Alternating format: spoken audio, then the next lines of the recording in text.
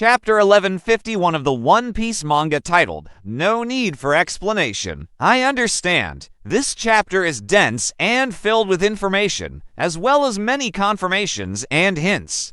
On the occasion of the holiday, we have the strongest theory related to Elbaf being presented for the first time in the history of One Piece. So, let's enjoy analyzing the chapter and dive into the theory that will answer many of Elbaf's puzzles.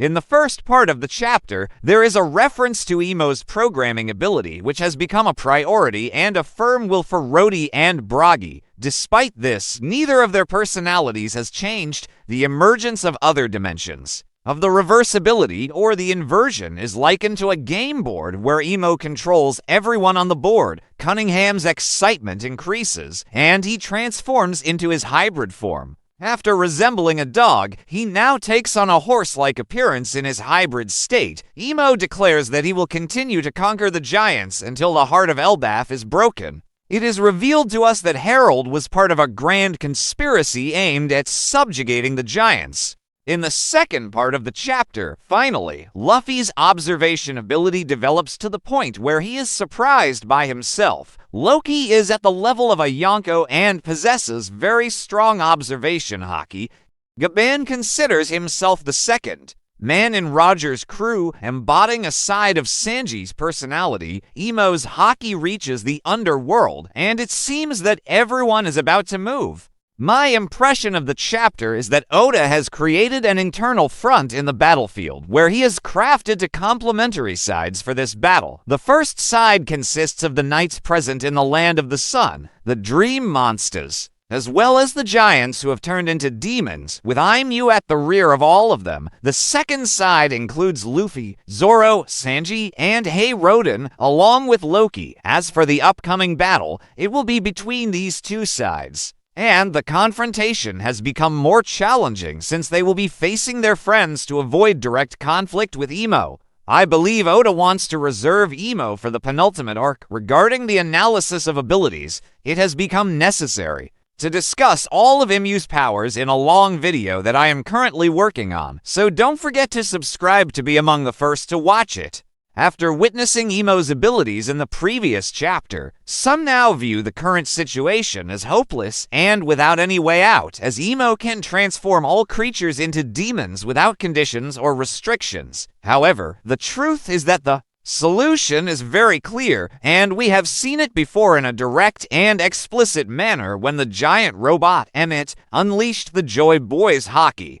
At that moment, we saw how that royal haki nullified the abilities of the Gorosei and even their existence. Therefore, this level of royal haki is the solution to cancel the demonic contract's power. Since the author has transitioned the events to the underworld and presented the current situation as seen by Luffy and the others, he aims to show us something important related to Luffy and his strength, as well as the nature of his relationship with Loki. Additionally, he wants to initiate Luffy's confrontation with Aimu following the last scene we witnessed in the previous chapter. It seems that Oda is not satisfied with just showcasing Emu's abilities.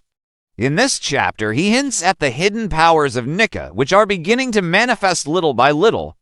Nika's latent abilities within Luffy's fruit have started to surface, to the point where Luffy is surprised by the development of his observation ability. His observation haki has become stronger than before.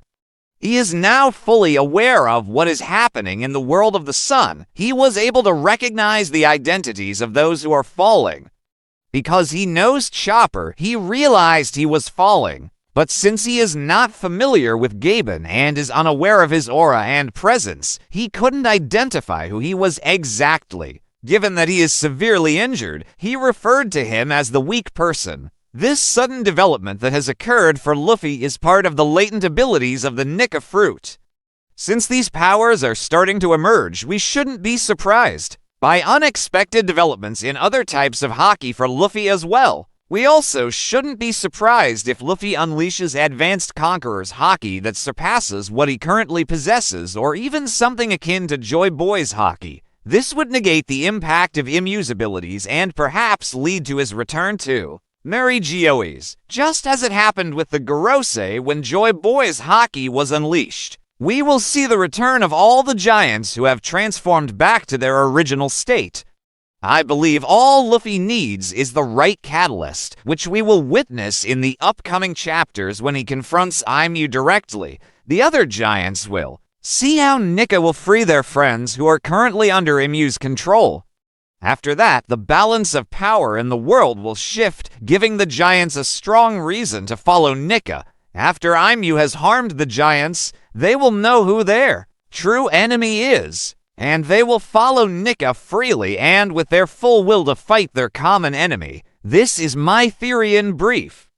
It does not necessarily have to happen 100%, but we may see several aspects of it occurring. If you are convinced by this theory, share it with all your friends. And if you believe in other theories, don't hesitate to write them in the comments. Asterisk.